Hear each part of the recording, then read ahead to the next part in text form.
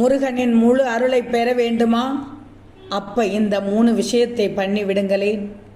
தமிழ்நாட்டை பொறுத்தவரை முருகனுக்கு அறுபடை வீடுகள் உள்ளது. சமீப காலமாகவே முருகப்பெருமானை நினைத்து மனமுருக வேண்டி அந்த முருகனிடம் சரணடையும் பக்தர்கள் தொடர்ச்சியாக அதிகரித்து கொண்டுதான் வருகிறார்கள். இப்படிப்பட்ட சூழ்நிலையில் ஒரு முறை அருணகிரிநாதரிடம் முருகப்பெருமானுக்கு எத்தனை நாமங்கள் உள்ளது என கேள்வி எழுப்பப்பட்டது.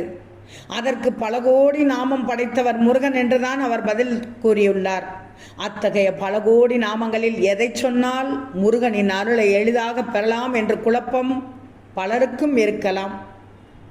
அதற்கு அருணகிரிநாதரிடம் மீண்டும் பக்தர்களுக்கு புரியும்படியான நாமத்தை பற்றி சொல்லுங்கள் என்று கேள்வி கேட்டுள்ளார்கள். இதன் மூலம் முருகன், குமரன், குகன் என்ற நாமத்தை சொல்லியுள்ளார்கள். அதுவும் எப்படி?